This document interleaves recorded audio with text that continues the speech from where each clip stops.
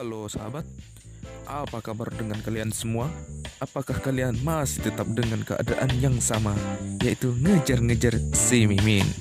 Daripada kalian pusing, mending kalian nonton video Pintu Ajaib aja. Tapi sebelum lanjut ke videonya, langkah baiknya teman-teman sekalian menekan tombol subscribe, lonceng diaktifkan, serta like dan komen and share-nya. Terima kasih. Pernahkah kamu melihat transportasi laut yang besar? Apakah kamu pernah menaiki transportasi air? Yap, perahu dan kapal.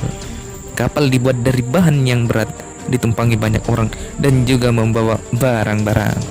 Dan muncullah pertanyaan unik. Kak, kapal tetap bisa mengapung di atas air ya? Padahal dia kan berat. Ya, bisa lah Bagong. Pada zaman peradaban Yunani kuno, ilmuwan bernama Archimedes. Beliau mempelajari bagaimana caranya benda tersebut itu bisa mengapung di air. Saya pun akhirnya menemukan rahasianya. Tapi putar dulu intronya.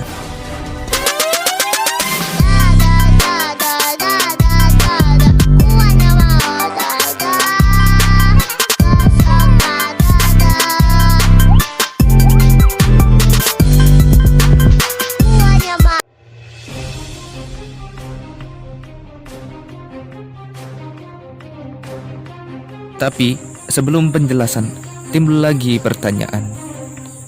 Siapa sih Archimedes itu? Apakah dia sama dengan si Revo, temannya si Supra?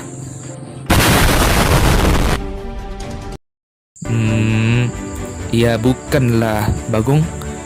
Jadi Archimedes dari Syracuse. Ia adalah ahli matematika dan penemu dari Yunani yang terkenal. Ia belajar di kota Alexandria, Mesir. Pada waktu itu yang menjadi raja Sirakusa adalah Herion II. Sahabat Archimedes sendiri adalah seorang matematikawan, astronom, filsuf, fisikiawan, dan insinyur berbangsa Yunani. Yaitu ketika sebuah benda ditaruh di air, benda itu mendorong sejumlah air untuk membuat ruang bagi benda tersebut. Ngomong-ngomong, apakah abang pernah naik kapal besar seperti itu? Ya enggak. Jangankan naik kapal besar dan mewah seperti itu, naik kating-ting aja untung-untungan aku. Orang pinggiran betul aku. Kasihan ini. Adakah sedekah?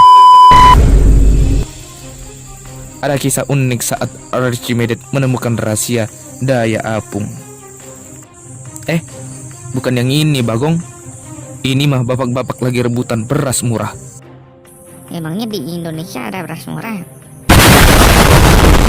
Di saat Archimedes sedang berusaha memecahkan suatu masalah dari Raja Hieron, beliau diminta untuk membuktikan apakah mahkota raja tidak terbuat dari emas murni. Bukan emas yang itu, Bom. Itu mas-mas Tarno tuh. Nah, saat akan mandi menggunakan bathtub, Archimedes memperhatikan kalau saat ia masuk ke dalam bathtub ada air yang keluar. Beliau pun menyadari kalau air yang berpindah keluar memiliki berat yang sama berat tubuhnya yang masuk ke dalam air. Beliau jadi ingat kalau emas merupakan logam yang lebih berat dibandingkan logam lainnya. Kemudian beliau pun menemukan jawaban dari permasalahan mahkota raja. Masa aku aja nggak tahu. Caranya dengan mengingat kalau emas akan tenggelam dan ada air yang keluar.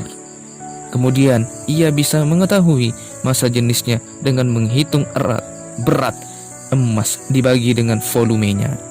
Setelah dibandingkan dengan massa jenis dari mahkota sang raja, jika massa jenis mahkota raja lebih ringan, maka artinya mahkota itu bukan emas murni, melainkan dicampur dengan logam lainnya. Gue ringan, bisa terbang seperti gue. Kecampuran logam dong.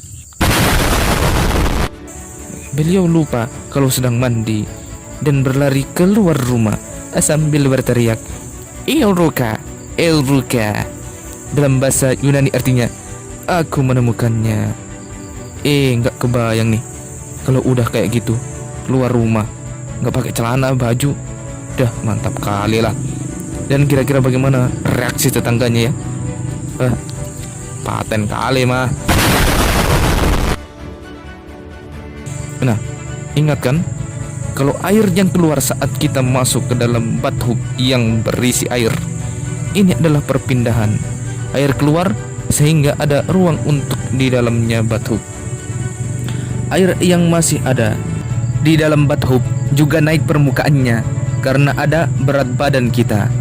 Ketika ada benda yang masuk ke air, ada dua tekanan yang terjadi. Pertama, ada tekanan ke bawah, yaitu gravitasi. Yang kedua, ada tekanan ke atas, yaitu daya apung. Karenanya, benda akan mengapung jika beratnya kurang dari jumlah air yang berpindah. Benda bisa mengapung atau tenggelam tergantung pada massa jenisnya. Jika massa jenisnya lebih berat dari air, maka benda akan tenggelam. Jika massa jenisnya lebih ringan, maka benda akan mengapung. Inilah mengapa kalau kita melemparkan benda yang berat seperti batu ke dalam air, batunya akan tenggelam. Batu itu berat namun hanya memindahkan sedikit air. Nah, batu jadi tenggelam karena batu lebih berat dibandingkan jumlah air yang berpindah. Sementara kapal besar bisa mengapung karena kapal memindahkan air yang jumlahnya sangat besar. Besar?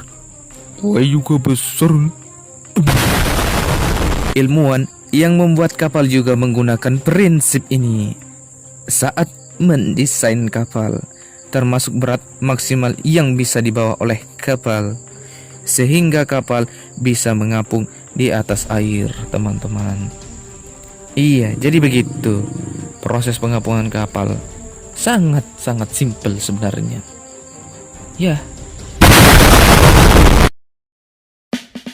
Wah, kaget gue anjir. Cech. Itu lupa pakai baju. Dia nggak sadar sampai sekarang.